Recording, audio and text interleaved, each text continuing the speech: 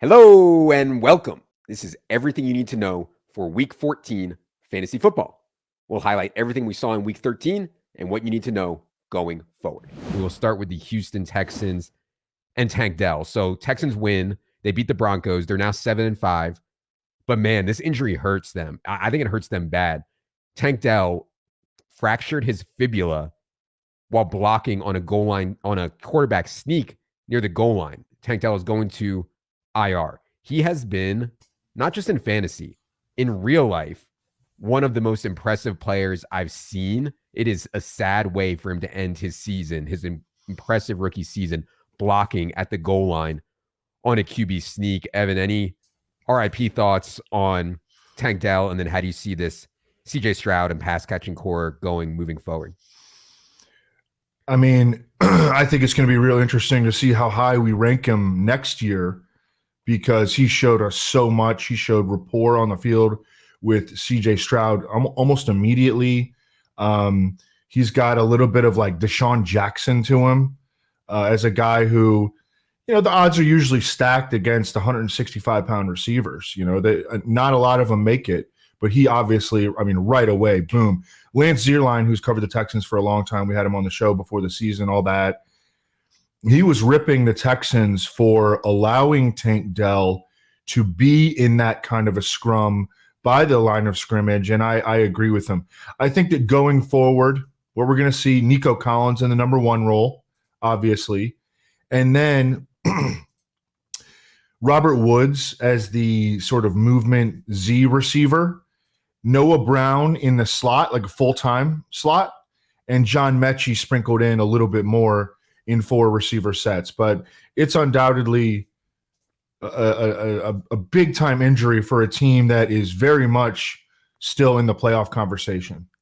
I think the most interesting guy is Noah Brown. We saw him have a 2-game stretch while they had some injuries to Robert Woods. Noah Brown went 6-153-1 against the Bucs, 7-172-0 against the Bengals. Those were obviously very good matchups, but Noah Brown showed me something in those 2 games that I did not think he was capable of. I thought he was just some dusty journeyman blocker.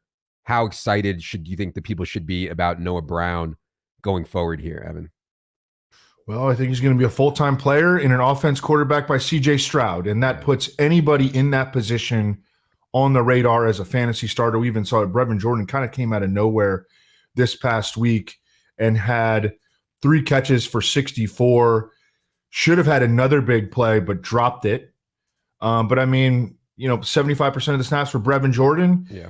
And I'm expecting Dalton Schultz to miss at least one more week with his hamstring injury. Brevin Jordan will be a fantasy starter again. Yeah, for sure. I thought Brevin Jordan's usage was pretty good. Like Evan said, 75% of the snaps, 69% of the routes. His ADOT was reasonable, up at 6.6 yards, only a 14% target share, but that's in line with a lot of tight ends. And maybe there's more targets. There's certainly more targets to go around now without Tank Dell. Speaking of Nico Collins, man, this guy is an absolute baller. I want to give a shout out to our projections team and Sims team. We had Nico Collins 45-1 in props to lead Sunday in receiving yards, and he did so. So that was really good. That's sick. Nico Collins is, and maybe it's more Stroud, but man, I like Nico too. It's not more Stroud. Yeah. It's I was listening to Daniel Jeremiah this morning, and he compared Nico Collins to Josh Gordon.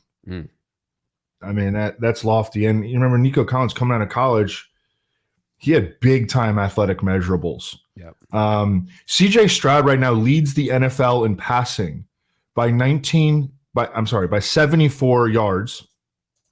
No rookie quarterback in the Super Bowl era has ever led the NFL in passing yards. Again, just putting another highlight, another underline regarding CJ Stroud's unbelievable rookie campaign. Tough task this week at the Jets. No Tank Dell and probably no Dalton Schultz. That's a tough ask for CJ Stroud, but we'll see how it goes. Second story of the week is out of Green Bay. First of all, awesome win for the Packers. Like, really, really good win. Sunday Night Football, you have the Chiefs in town. Everyone's watching, and Jordan Love was firing.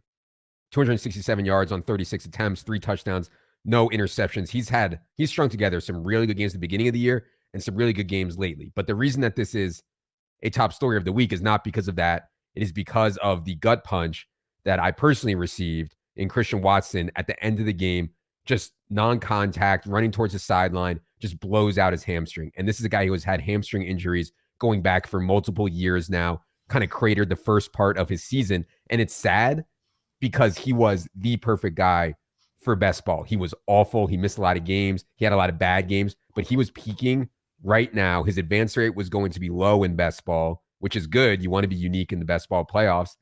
And like I said, he was actually starting to play really, really well along with Jordan Love. So I haven't seen a timetable on Christian Watson, Evan, but it does not sound good considering this is recurring for him. What do you think about Packers pass game going forward, presumably without Christian Watson? I also have not seen a concrete timetable on Christian Watson, but it also seems to me like it could be several weeks. I think that going forward, we will see Romeo Doubs in 3 receiver sets, Romeo Doubs, Jaden Reed as like the full-time slot, and then Dontavian Wicks as the full-time number 3 receiver, a little bit more condensed target tree. And Jordan Love, my write-up was so worthless because I was like, I thought that, the Chiefs would kind of bring an end to Jordan Love's hot run because he's faced some really soft matchups during this hot run. But no, man, he kept balling. And is he to the point where he's elevating players around him? I kind of think that he is. Over his last 5 games, 66% completion rate, 11 touchdowns, 2 interceptions, almost 8 yards per pass attempt, 67 yards rushing. Now faces the Giants, who are not really imposing in any way. Jaden Reed did not have his biggest game this past week, but I think he's going to be a big-time factor down the stretch. I like that. Yeah. And for people in deeper leagues who are desperate and you lost Christian Watson or whatever, Dontavian Wicks, like Evan mentioned, has flashed at times, I think, and he's going to have a pretty big role here. And by the way, Luke Musgrave remains out. Also, Tucker Kraft did get 6 targets here in this game for the Packers. Number 3 story of the week comes out of Miami. No surprise. They absolutely cooked the Commanders. I think everybody knew that they were a really good bet to score a ton of points in this game. The story of the week, though, out of Miami was the return of Devon Achane. In the first half, it wasn't looking that great. First half opportunities were Raheem Mostert 10, Devon Achane 5, Jeff Wilson 0. But at halftime, Miami had such a big lead and controlled the game. They were like, we're not going to give Mostert too much more work. And in the second half, Devon Achane started doing the things that have made him one of the most exciting fantasy players there is. So it's difficult to parse exactly how to project Achane going forward. Evan, what did you see out of his first game back, and how would you think about the Mostert-Achane split going forward? Yeah, in the second half, Achane outsnapped Raheem Mostert 23-4. Mostert's the 1A, but Achane is just so freaking awesome. This is per NFL research. Devon Achane has played 4 games where he's played at least 5 snaps in the game. Week 3 versus the Broncos, 233 total yards, 4 touchdowns. Week 4 versus the Bills, 120 total yards, 2 touchdowns. Week 5 versus the Giants, 165 total yards, 1 touchdown. Week 13 versus the Commanders, 106 total yards, 2 touchdowns. Chris Johnson, baby. Chris Johnson. Tyreek Hill is just freaking amazing because every week defensive coordinators know what is going to come at them. These deep balls down the football field. Tyreek Hill now has almost 300 more receiving yards than any other player in the NFL. He's on pace for 2,098 yards receiving. The NFL record, of course, was done in 16 games by Calvin Johnson in 2012. But I don't know. This offense just got right back on track. It had slowed down a little bit, but we can see what they can do we saw what they can do against a weak opponent. They're incredible. And their offensive line is playing much better. Yeah.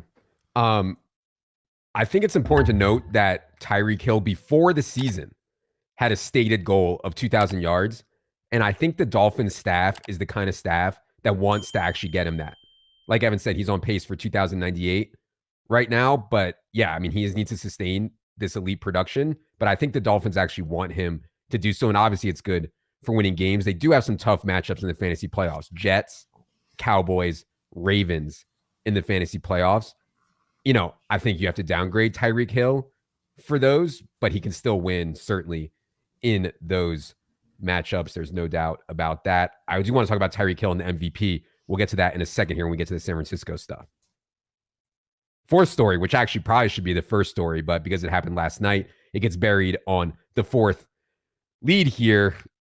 What a night for the Jacksonville Jaguars. Lose the game outright as a 10-point favorite. Lose Trevor Lawrence to a high ankle sprain. Lose Christian Kirk to some kind of core muscle or groin injury on the first play of the game. Sounds like he needs surgery also. I mean, you could not have scripted a worse night for the Jaguars than last night. I guess let's start with Trevor Lawrence. Evan, what do you think about CJ Beathard, aka Beathard's, chances of maintaining this team? And by the way, this stuff that they do, like, this is just happening now, right? It's around 2:00 Eastern on Tuesday, but they come out and they say Trevor Lawrence has a high ankle sprain. We're not ruling him out for this week. It just doesn't make any sense when they say things like that.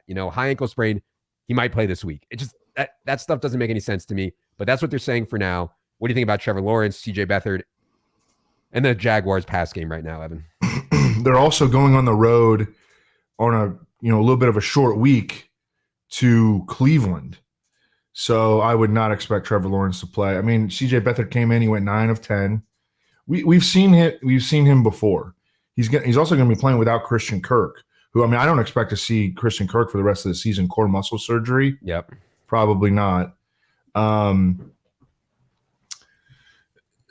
don't know. CJ Beathard is a backup. And this is a brutal spot. Yeah. This week for sure. I do think that one interesting thing that I saw, again, Christian Kirk left after one route last night. I thought that was a chance for Calvin Ridley to really go nuts. Against the Bengals, like one of the best possible matchups. Calvin Ridley still finished with just 4.26-0. The guy making the plays was Parker Washington, who made some crazy catches, including one in the end zone. And Evan Ingram, who, this was a really good spot for Evan Ingram against the Bengals, who have really struggled to defend tight ends, but it was still good to see Evan Ingram get in the end zone, have a really good game. And then you had Zay Jones, I thought, have a reasonably decent game as well, and a ton of air yards. So obviously I still like Calvin Ridley best here, but in better matchups than the Bengals, I think Zay Jones and Parker Washington are worth adds. Any thoughts on those guys, Evan? I'm sure most people out there aren't too familiar with Parker Washington. I believe he was a 6th-round pick this year. Out of Penn State, yes. A ton of people were tagging me last night. Of course I knew that Parker Washington went to Penn State, of course. But a ton of people were tagging me to shout out Penn State for Parker Washington. Yeah, he was a guy that never generated any momentum during the draft process because he broke his ankle last November and didn't even perform at a pro day. Smaller guy, 5'10", 210, sort of built like a running back, but no athletic measurables on him. Goes in the 6th round. Gets this opportunity. I don't know when Jamal Agnew is coming back. That's something I'll look into, but he might eventually jump into that third receiver role. But Parker Washington looked pretty darn good out there. 6 for 61 and a touchdown, caught all 6 of his targets. I don't know. I think he's going to be their third receiver until Jamal Agnew comes back. Evan Ingram on his touchdown. I mean, he looks like a freak athlete. I mean, when you get him the ball in space, they throw so many short A-dot passes to him that it's a little frustrating. I mean, he has wide receiver measurables. Oh, he is a freak athlete. I mean, he doesn't look like a freak athlete. He is a freak athlete. Yeah, it's just you don't see it that much. I guess some Twitter doc was joking that Christian Kirk's balls exploded. I mean, dude, can we not joke about that? Like, there is something real called testicular torsion, and I know this because my friend had it. His balls actually got twisted, and he was in so much pain he had to go to the hospital. But that is not what happened to Christian Kirk, despite what people were saying last night on Twitter. Yeah, wild world. All right. 5th biggest story of the week, we will go to San Francisco. I mean, I thought the Eagles would play well, keep the game close. I thought the line was insulting. I was absolutely wrong. Statement win for the 49ers. Go into Philly and win 42-19. Hand the Eagles their 2nd loss of the season. Niners are now very live for the number 1 seed and the bye.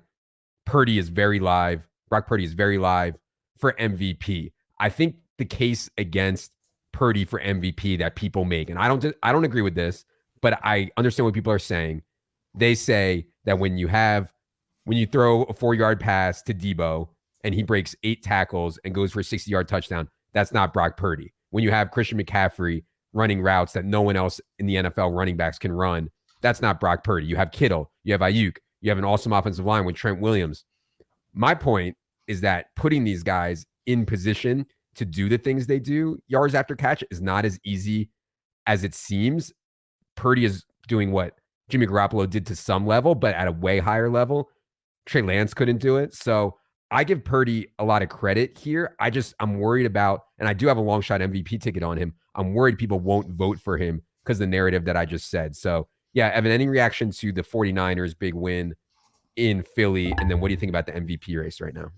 I was with you. I took the Eagles outright, and it was looking okay. But I started to get that sick feeling when they settled for 2 field goals after marching down the field right away. And they were shutting down the 49ers offense early too. And the 49ers just found something. And I think they went 6 straight drives with a touchdown or something like that. I mean, they destroyed the Eagles in Philadelphia.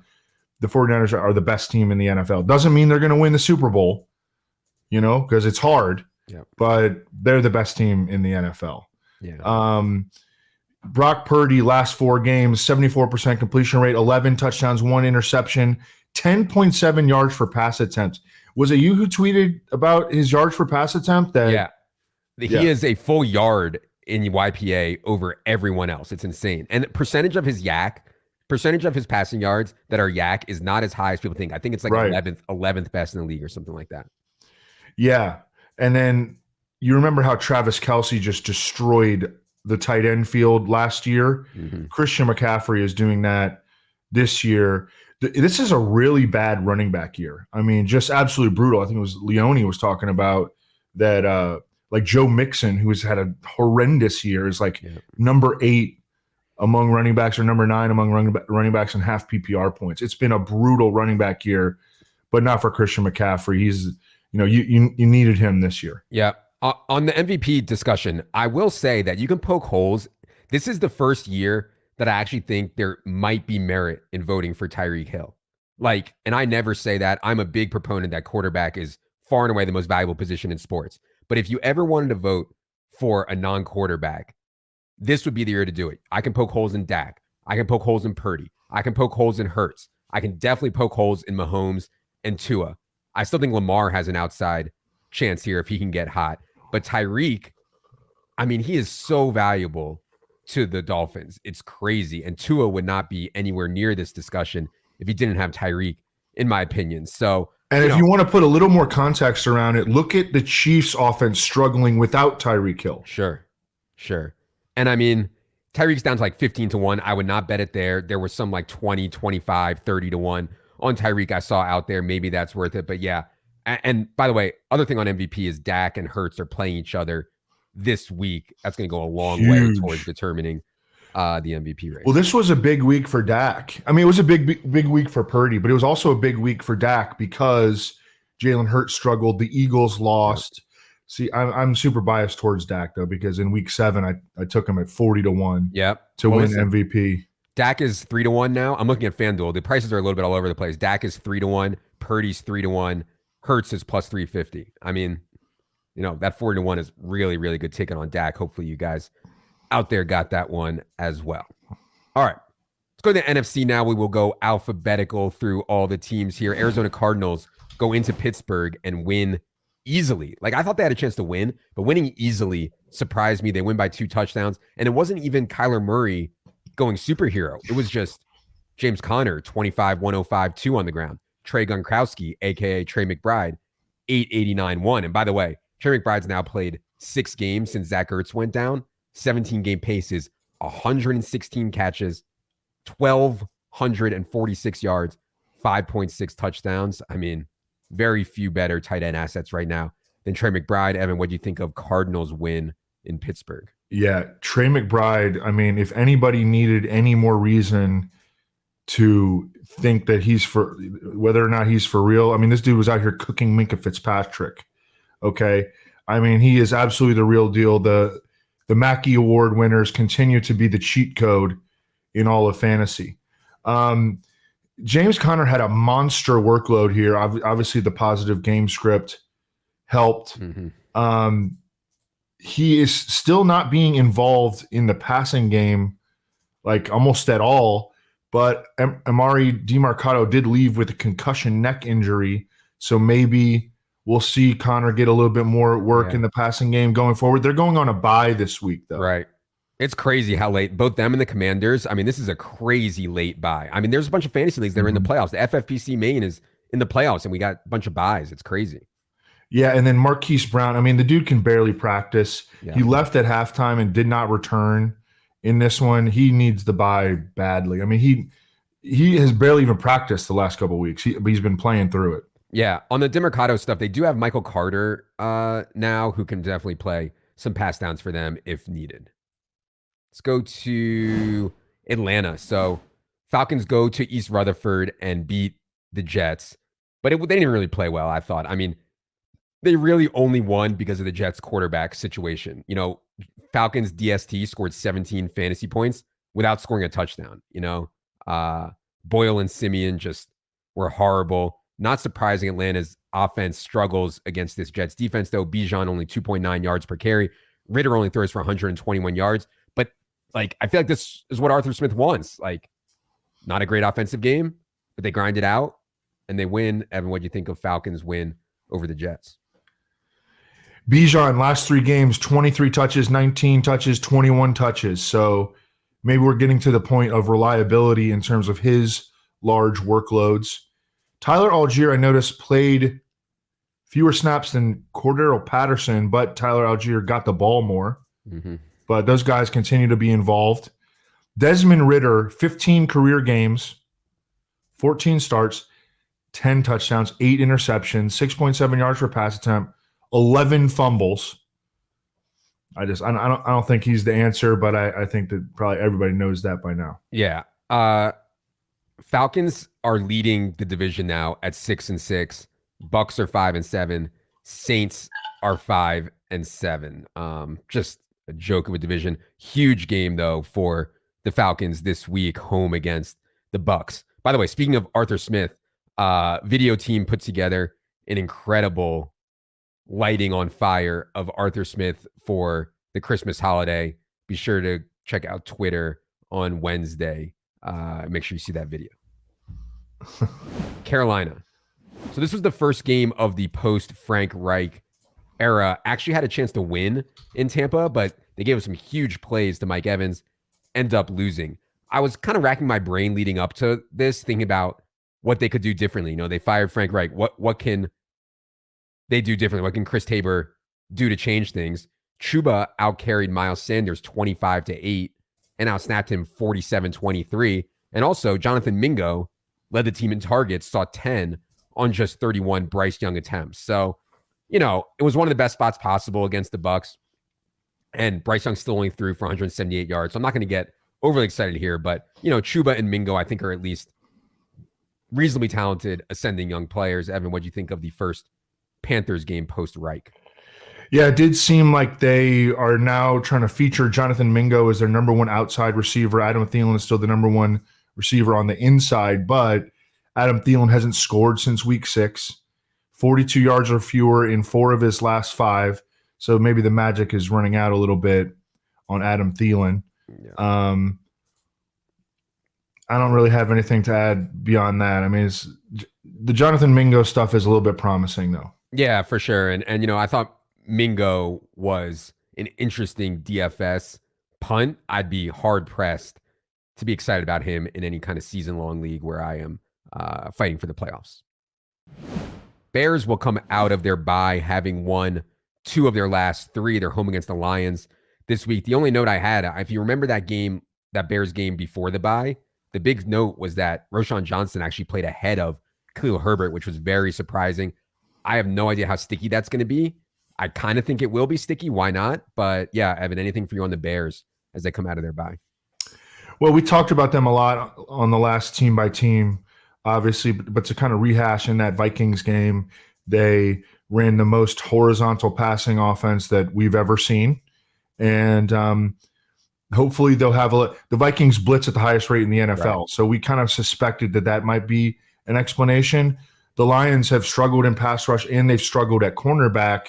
Hopefully this will be a game where the Bears can throw the ball downfield to DJ Moore. I really do think the horizontal stuff was game plan specific to the Vikings, but never know.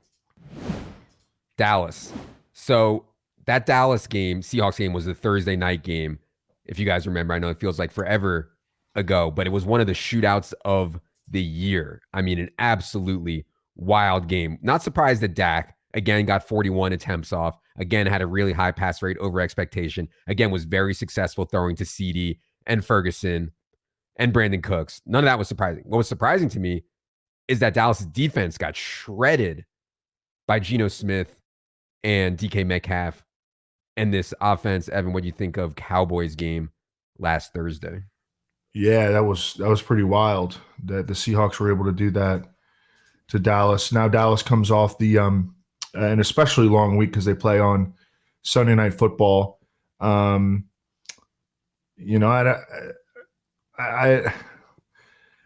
think that you can shred the Eagles defense at this point. So again, while acknowledging my bias, I think that this is going to be a really, really big spot for Dak. People are going to want to play like Brandon Cooks and obviously CeeDee Lamb. And I mean, the Eagles defense has become a problem. Yeah. I'm in that FFPC main team that we did on stream with Sherman and Dink. We lost Christian Kirk last night, so we're going to be starting Brandon Cooks, but I'm actually kind of excited about it. I mean, especially in this spot, so I think Brandon Cooks is certainly on the rise, and this is an awesome matchup for him. Yeah.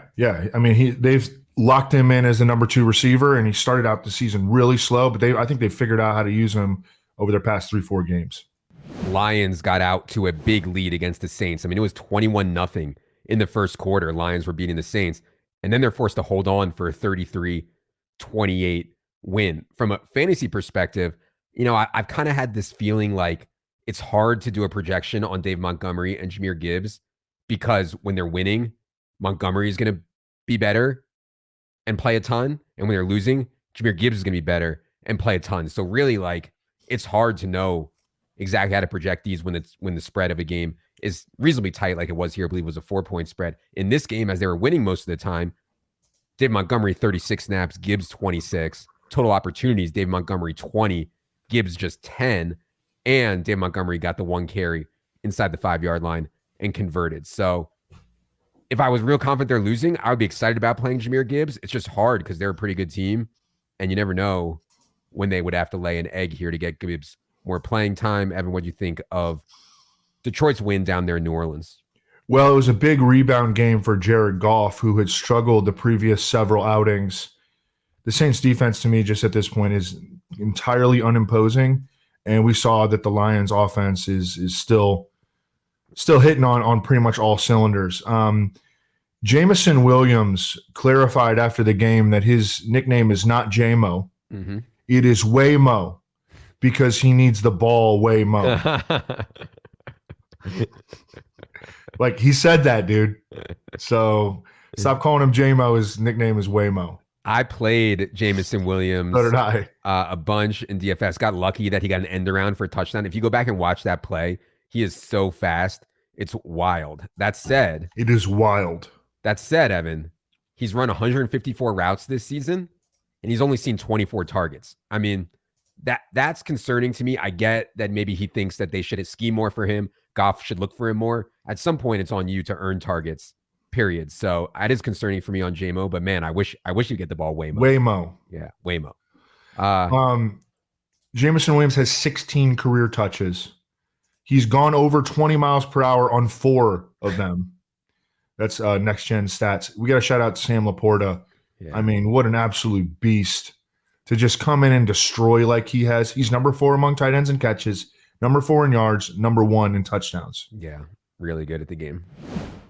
Rams played a really good second half to beat the Browns. It was close in the first half, but in the second half, I mean, they went nuts and they scored 36 points, the Rams did, on a very good Browns defense, even though Cooper Kupp is a shell of himself, even though Puka Nacua had to leave this game for a bit with what looked like a shoulder stinger or something like that. Cooper Kupp still looks like a shell of himself. Puka actually looks better than him out there right now. And Kyron looks awesome. 26 more opportunities for Kyron Williams.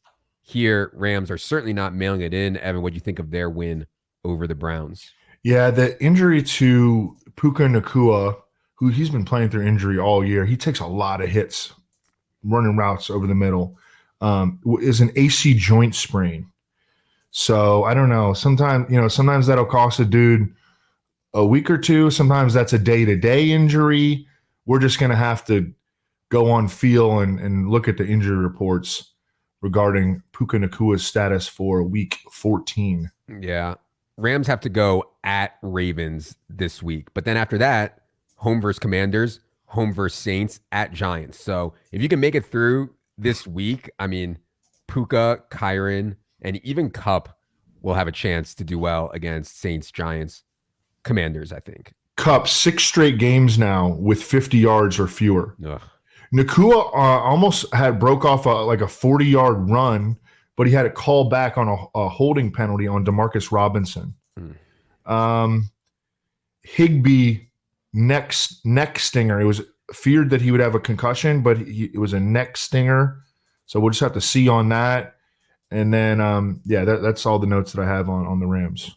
Let's go to the Vikings, who will be coming out of their bye with a possible quarterback change. People were like, Josh Dobbs for MVP, Josh Dobbs for comeback player of the year.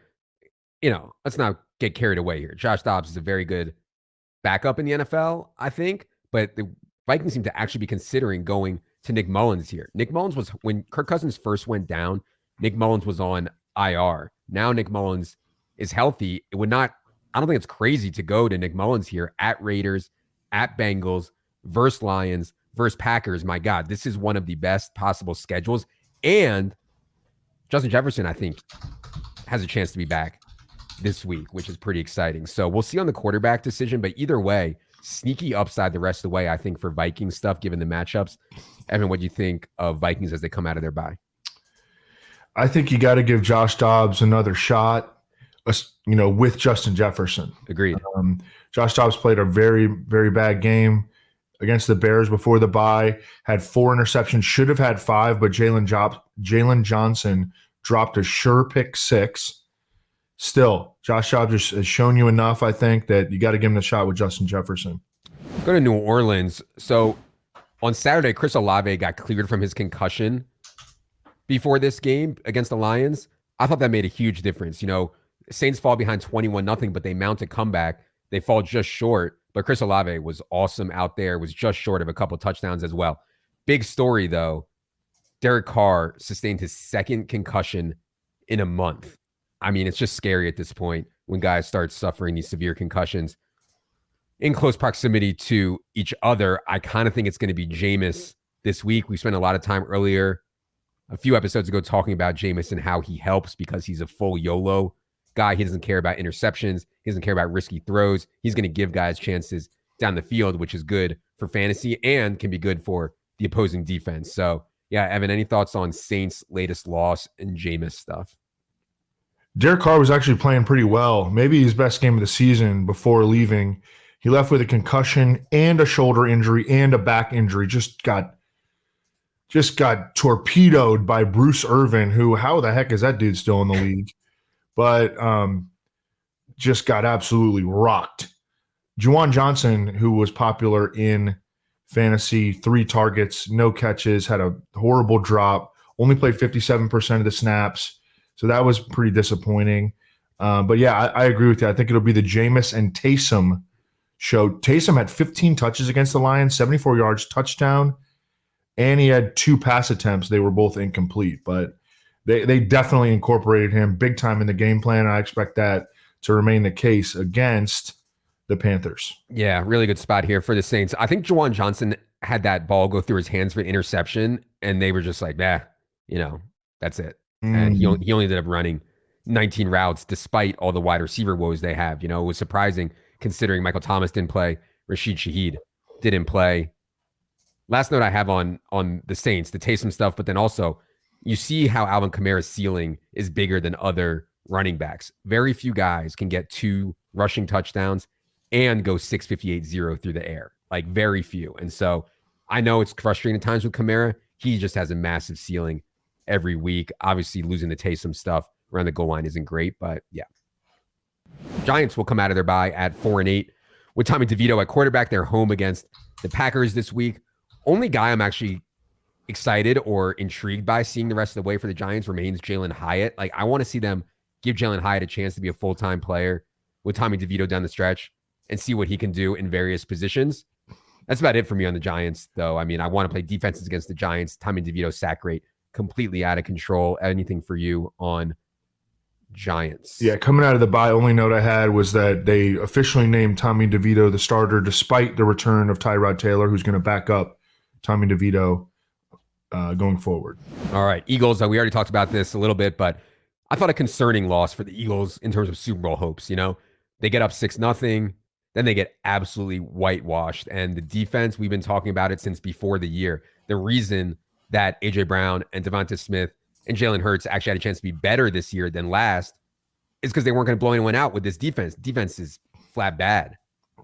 Eagles, though, maybe it was a little bit of a letdown spot. They had just beaten Dallas. They had just beaten Kansas City. They had just beaten the Bills all consecutively. Lose to the 49ers. Now get Dallas next. Might get Dallas Goedert back for this game, by the way. I feel like they were holding Dallas Goedert out for this massive NFC East game against the Cowboys. I think that'll be a nice boost for the offense, but it's not really the offense that concerns me, Evan. It's the Eagles defense. So what do you see out of their loss to the 49ers? Well, I saw that I need to buy a free Big Dom shirt. The head of security who got kicked out of the game, whatever. That was great. But this was a weird game by Jalen Hurts because he really, and look, the 49ers defensive front is the most talented defensive front in all of the NFL. But Jalen Hurts had time to throw, and it almost seemed like he was like pushing himself into like bad situations. But you got to give the 49ers coverage credit though, because it just seemed like guys weren't getting open. That is an advantage that you would think that Devonta Smith and A.J. Brown, and they both still got there, but that's an advantage that you would expect them to have and exploit. And this was, Jalen Hurts threw for 298 ultimately, but he averaged 6.6 yards per pass attempt, and they really were not dominant from a passing standpoint.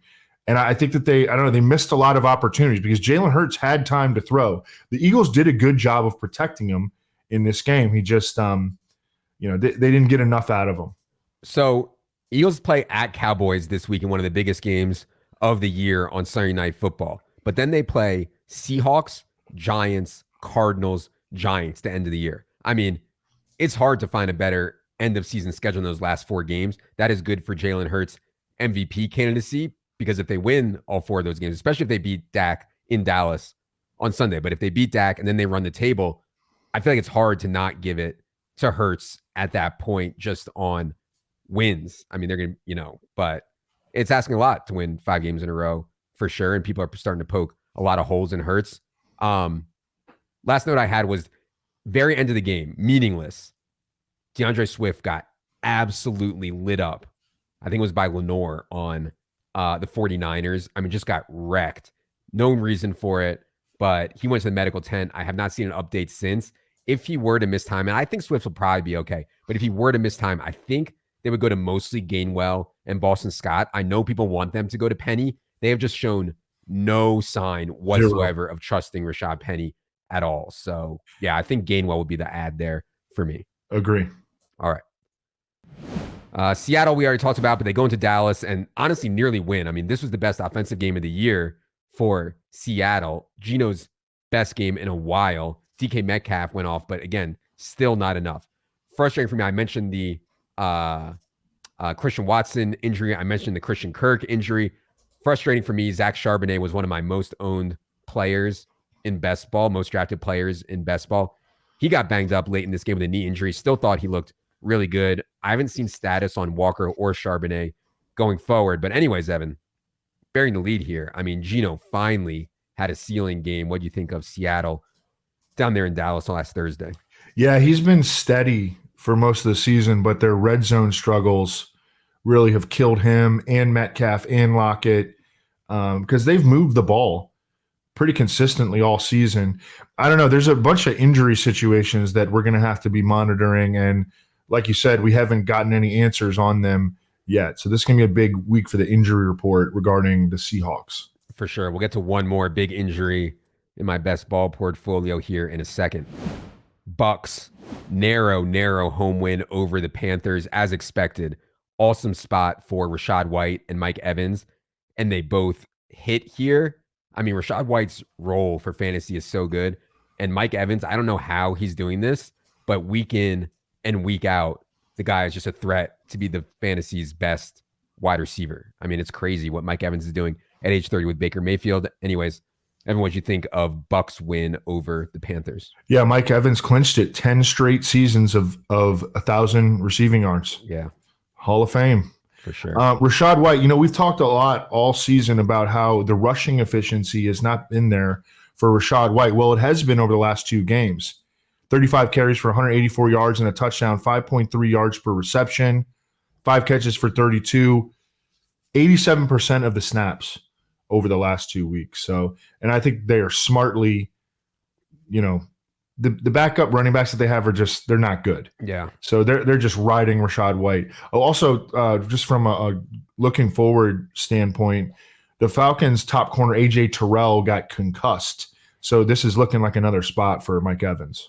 Yeah, massive AFC South game against the Falcons this week for the Bucks. Only other note I had on the Bucks, Chris Godwin not catching a pass in a game just doesn't happen. I mean, this guy, he works so close to the line of scrimmage. He's always a good safety valve for quarterbacks on third down. I mean, and he's just a good receiver all the time. He has gotten so badly iced by Mike Evans this year. I never could have thought this was coming. Never would I thought that Mike Evans would ice Chris Godwin so bad. Saved his day with a touch on a reverse, but man, he is just getting iced by Mike Evans every week. Last NFC team here is the Washington football team. Defense gets absolutely smoked by the Dolphins offense as expected. Big story was one that was a gut punch for me. I know no one cares about my fantasy team, but I have so much Brian Robinson. He left in the first half, didn't return. Running back opportunities after Brian Robinson left were Antonio Gibson 12, Chris Rodriguez 7. Now I note that doesn't tell the whole story. 3 of Rodriguez's carries came while they were just running out the clock with the Dolphins up 45-15 at the very end of the game. And Chris Rodriguez saw 0 targets. Antonio Gibson saw 5. On a team that throws as much as Washington does, Antonio Gibson, even if he shares half the carries, Antonio Gibson's ceiling in full PPR is massive to me if Brian Robinson misses time, which given how quickly they ruled him out with that hamstring injury, I kind of think that he will. So sucks for Brian Robinson, obviously, but I think a really good spot for Antonio Gibson. Hopefully you guys have been carrying him on your team already. Evan, what'd you think of Commanders going down badly to the Dolphins? Yeah, I just had all the notes, same notes. I guess the only one I would add, Terry McLaurin and Logan Thomas both catchless in week 13 against the Dolphins.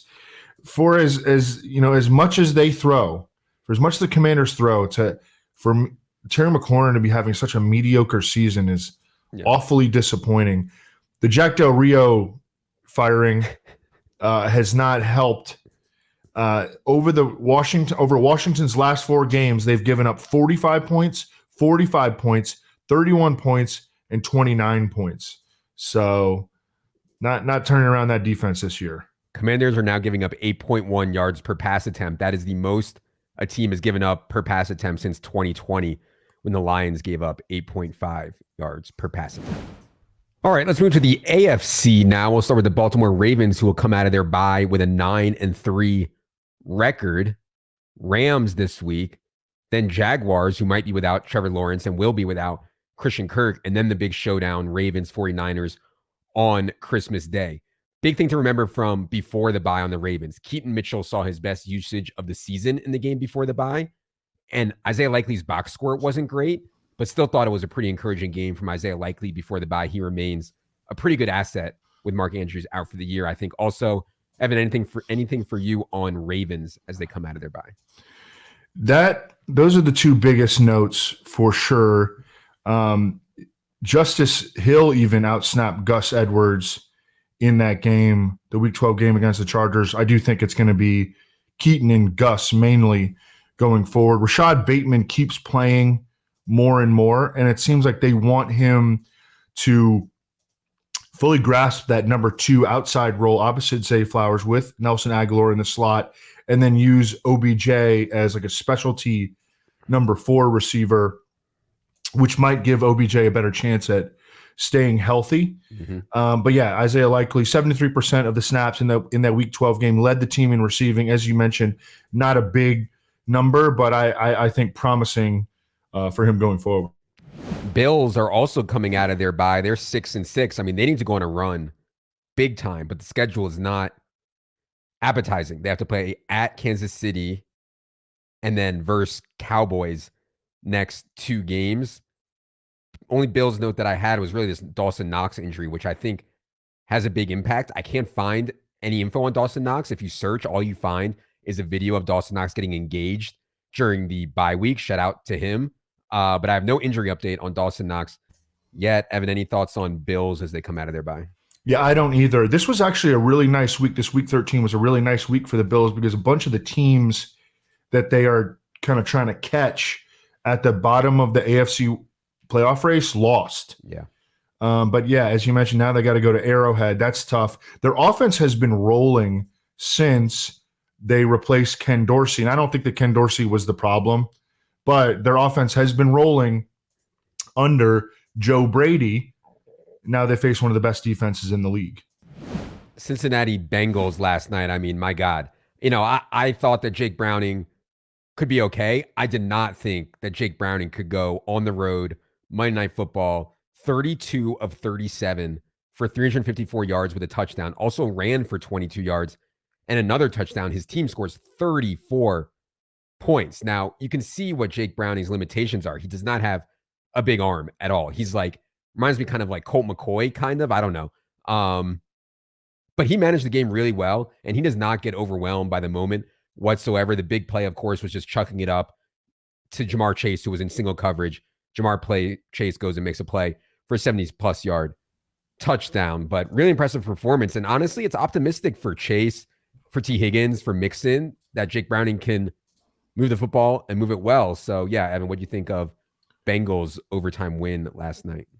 I just got to capitulate and bend the knee to you because I gave you a bunch of trouble about you watching 8 completions and 15 pass attempts of Jake Browning and declaring him a future All-Pro. Have any NFL scouting departments contacted you because all you needed was 8 completions and 15 pass attempts because the entire NFL watched Jake Browning attempt 1,484 pass attempts at the University of Washington and did not draft him.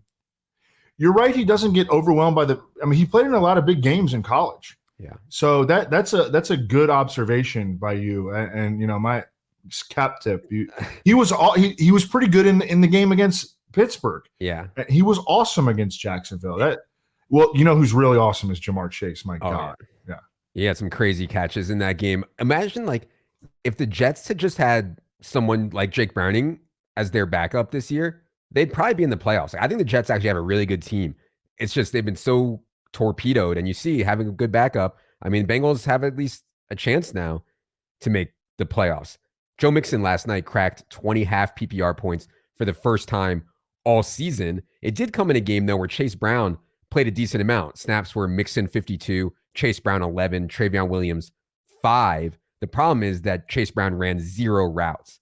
Travion ran 4. And so Travion still has that like clear pass down role. Mixon has the goal line role. So I'm not like falling over myself to go add Chase Brown. But if something were to happen to Mixon, I do think Chase Brown would have a really good role and Travion Williams would stay in his role. Last note I have is the T. Higgins stuff. I mean, he came back from the hamstring injury. He had a full-time role, but only 3 targets on 39 attempts from Jake Browning. Where T. Higgins wins might not be great for Jamar Chase. That's a little narrative-y, Evan, but yeah, what do you think of T. Higgins' return? Fine. I would tend to agree that, you know, it's going to be a lot of first reads to Jamar Chase with Jake Browning at quarterback. Chase Brown had some really nice runs in this game, but as you mentioned, they don't trust him to do anything else. I mean, he was in the game 11 snaps and got 9 carries. Yeah. So they're not trusting him to pass protect, run routes, nothing like that. But he did add some juice to their backfield. Had a 31-yard run. Yeah. Cleveland Browns, the Joe Flacco era is underway in Cleveland. Now, they got stomped in the second half in LA against the Rams, but they were actually in the game in the first half. And Flacco, I thought, was fine. I mean, I thought he was better than a lot of starting quarterbacks in the NFL in this game. I mean, he's 38, but he still commands an offense and makes better decisions than a lot of quarterbacks playing right now. What do you think of Flacco's return to the saddle here for the Browns? I mean, he gave them some sense of, stability, I think, at quarterback that PJ Walker certainly can't give them, and DTR isn't going to give them either. I don't think. DTR, as of Monday, was still in the concussion protocol, so he has not been cleared yet. 12 targets to Elijah Moore, only completed 4 for 83, but that's his dude. Yeah. And then Amari Cooper, concussion eval. I have not seen an update on him. Neither have I. He left with a head injury, they called it, but I have not seen an update on that one. On Elijah Moore, so we know that they know each other well from the Jets. Flacco talked last week about how much he loved Elijah Moore. Elijah Moore saw 12 targets in this game for a 27% share, which is massive. He led the league in air yards. If you watch some of the targets, and I watched them because I had Elijah Moore in cash, a lot of them were prayer yards. I mean, just like sailing the ball over Elijah Moore's head deep, but still, you can't deny this was the best usage that Elijah Moore has gotten all year. Denver. So Denver went to Houston with a chance to really put themselves into the playoff picture in a big way, and they got cooled off. Even though the Texans lost Tank Dell very early, Russell Wilson, again, under 200 passing yards. This time, though, 3 interceptions. Did save his fantasy day with 1044-1 rushing. I think he's certainly been running the ball better this year. But yeah, disappointing loss, I think, for the Broncos out there in Houston. Evan, what'd you think of Broncos stuff? The Broncos, during their 5-game winning streak, had been just living on the positive side of turnover variance. And in this game, all of a sudden 3 interceptions, and the Texans have 0 turnovers. So, the Broncos aren't very good. I think they're well coached, but they're not very good. And when you just go on those massive turnover runs where you're recovering every fumble and your DBs are catching all the interceptions, like, you can have a run like that, even though you're not a great team. Lucas Krull ran more routes in this game than Adam Troutman. Chris Manhertz played 2. Greg Dulcich, the ghost of Greg Dulcich, might come back. I don't know. I don't even know if any of that matters. I thought, and Cortland Sutton only had 2 catches. They were going out of their way. Where did Cortland Sutton rank in air yards? Yeah, I know. Cortland Sutton, yeah, he just runs straight down the field, and Russ just chucks it up to him. I mean, I tweeted the route tree. It's so crazy. And that's what Russ does well, I guess, is throw these balls deep over the top, and Cortland Sutton has found it. So he's going to get big chances every week. That Ben Cummings tweeted at me some clips. There were 4 clips of Jerry Jeudy wide open as Russ doesn't even look at him and is just locked on to Cortland Sutton. So, Yeah. So Sutton, they tried to get the ball early to him on one of those, those long developing routes early on, and Russ missed them, and then hit him twice in the second half for a 45-yard touchdown and a 32-yarder deep down the middle. I thought that Cortland Sutton popped off the screen. He looks like an alpha out there at times. Javonte Williams, who had played 70% of the snaps in the previous game, played 65% in week 13 against the Texans, 16 touches. Jaleel McLaughlin and Samaje Perine remain involved, but Javonte Williams has retaken over as the Broncos' workhorse. Yeah, I've had some really good fades on Javonte the last couple weeks. Just don't feel good about his explosive ability. He's under 3.5 yards per carry again here in this game. Javonte Williams has just 1 run over 18 yards all year on 153 carries. I mean, yeah, not great. Colts. This was a wild game for the Colts in Tennessee. Colts win it in overtime on a Michael Pittman touchdown catch. Pittman, by the way, quietly 8+ catches in 9 of 12 games this year. I mean, his route tree is so strong for consistency with Minshew. Big story, of course, was Zach Moss failing despite absolutely incredible usage. 7 carries inside the 10-yard line for Zach Moss, converted none of them into touchdowns. Evan, what you see out of Colts overtime win over the Titans? Yeah, and Zach Moss has another really nice matchup coming up at Cincinnati. The Bengals have been getting hurt badly by everyone. Yeah, I think that one of the stories that popped out to me was that Alec Pierce was a factor for really the first time all season. They hit him for a 36-yard touchdown early and then a 55-yard gain later in the game. He finished with 100 yards and a touchdown, and that kind of sunk Josh Downs. One of our, at least my theories, was that the target distribution had like significantly narrowed, and Pierce only had 6 in this game, but that took away from Downs. And so maybe that isn't a reliable theory. They went out of their way to get Kylan Granson the ball, and he made some plays in this game, but you can't really trust. They play like 5 tight ends. Yeah. They have 4 tight ends active every week. I mean, it's crazy. One report that I wanted to mention, the original timetable on Jonathan Taylor was reported as 2 to 3 weeks. There is a report out there, I believe it's a rap sheet report, that the actual timetable on Jonathan Taylor is 3 to 5 weeks. And if that's the case, that could be the rest of the season for Jonathan Taylor on that thumb injury. So we'll see there. But yeah, I know Zach Moss face planted. Still, I think an awesome fantasy asset, and we're going to have a big projection on Zach Moss again this week. And I feel good about it. Chiefs, Sunday night, they went to Green Bay, and this vaunted Chiefs defense allowed Jordan Love to shred them for 267 yards and 3 touchdowns. I mean, we know that the Chiefs offense is a mess right now, but for the defense to get shredded like this, I did not see that coming. Evan, what'd you think of Chiefs' latest struggle, this time up in Green Bay on Sunday Night Football?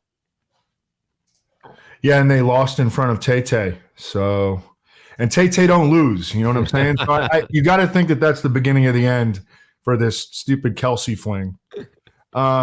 Isaiah Pacheco, you know, the one bright spot. Well, Rashee Rice is a bright spot.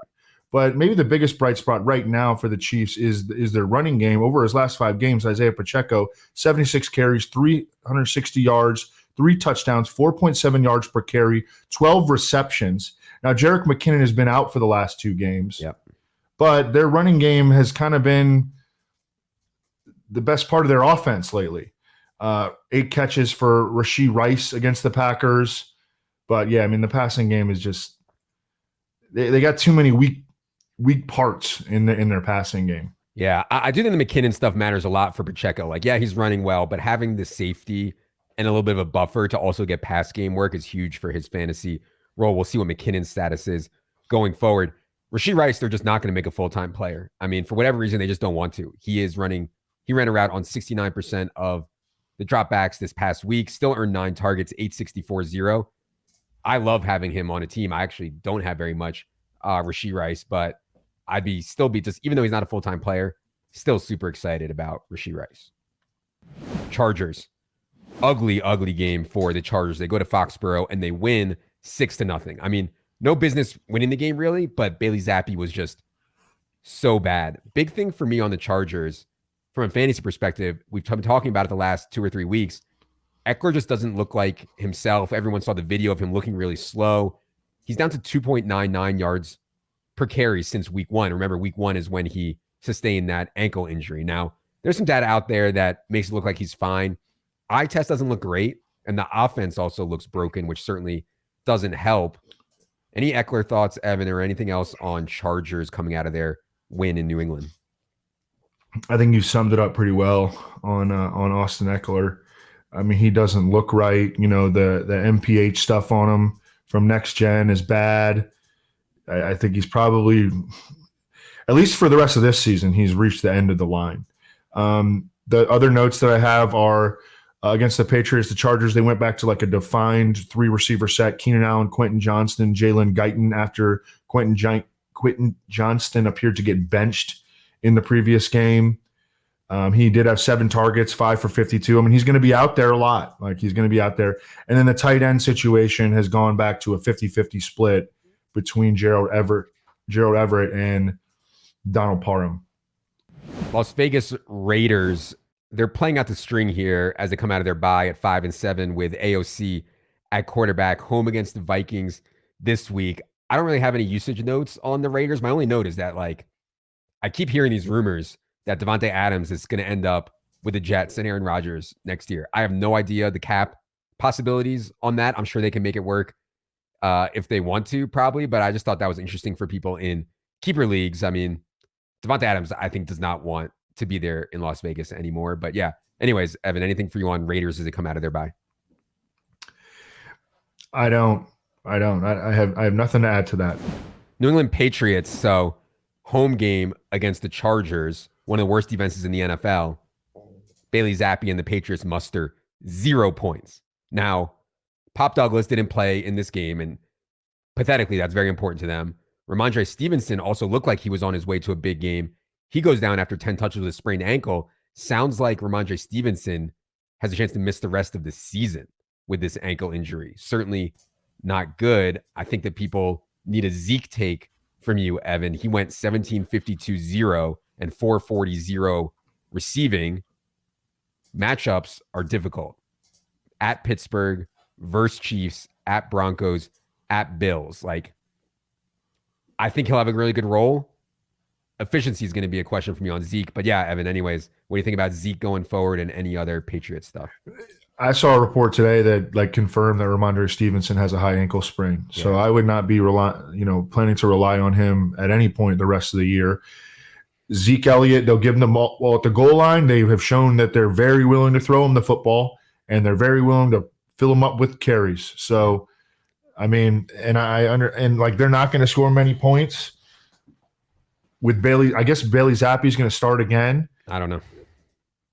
Right. I'd go back to Mac if I was trying to win personally, but it doesn't really matter.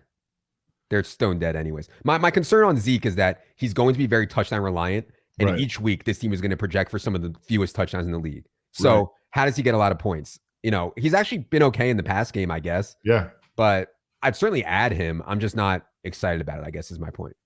Yeah, I think that that you're hoping that he just gets 20 touches a week, which I think he can the rest of the way. Yeah. I mean, God, they started Devontae Parker and Juju. It's just pathetic. Anyways, speaking of pathetic, Jets lose yet again. I know we come on here every week and we say they lost because of quarterback play. They once again lost because of quarterback play. Tim Boyle was so bad. He got benched for Trevor Siemian. There's a report out there from The Athletic that they want Zach Wilson to go back in at quarterback and start, but he doesn't want to. I think probably Siemian starts this week. They let Boyle go. I mean, it's just an absolute mess.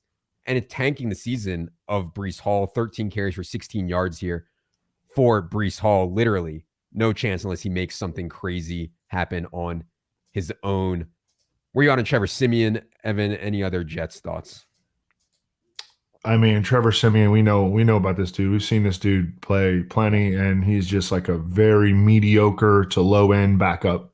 I think better than Boyle, though, no? Yes. Yeah. I do think that. I mean, Tim Boyle is awful. Right. Yeah. So did you see Aaron Rodgers talking about this Zach Wilson report situation with McAfee? Yeah, no, I didn't. What do you say? He is pissed about it. That they're essentially trying to the report is from Diana Marie Rossini, who I don't think that she has bad intentions or anything like that, but wherever it's coming from, they're like trying to assassinate this kid's character. I don't know. Aaron Rodgers has Zach Wilson's back big time. Yeah. Yeah. I think if the report is true, it looks really bad for Zach Wilson, right? Your coach asks you to go in the game, you go in the game. Horrible. Period. But I understand why he doesn't want to go back in. I mean, he's getting killed. He's getting ridiculed. His confidence has been shot. Confidence is shot. Offensive line is disaster. So I get it. I get it for sure. But yeah, we'll see. I do think it'll be Trevor Siemian this week, but we'll see. There was a report that before the game from Pelissero that Dalvin Cook was going to play more. Yeah. And he did. He had 10 touches in this game. But again, behind this O-line in this offensive environment, nobody's gaining any yards. Pittsburgh, really bad loss for the Steelers. I mean, this was like the nail in the coffin for Mike Tomlin, Coach of the Year stuff, if that wasn't already dead. They lose to the Cardinals at home to fall to 7-5. They also lost Kenny Pickett, who needs tightrope surgery on his ankle. I don't know how long Kenny Pickett's going to be out. Tightrope surgery made famous by Tony Pollard, Cooper Kupp, and other guys. Kenny Pickett at the quarterback position doesn't need to be as mobile or as explosive as those guys, so maybe he can come back pretty soon. But in the meantime, it's going to be Mitch Trubisky starting this Thursday. Trubisky against the Patriots in one of the most pathetic games of the entire year. The total for that game is currently trading around 30 points. I mean, absolutely laughable. But anyways, Evan, any thoughts on Mitch Trubisky and Steelers stuff coming out of this loss to the Cardinals? Actually, there's the Steelers athletic beat writer was calling this the worst loss of the Mike Tomlin era, and that's like almost 2 decades. Maybe. I mean, because the Steelers they have a pretty good record. They're like in the playoffs right now, and you're going to lose at home by 2 touchdowns to a 2-win team. Yeah. That's a real bad loss.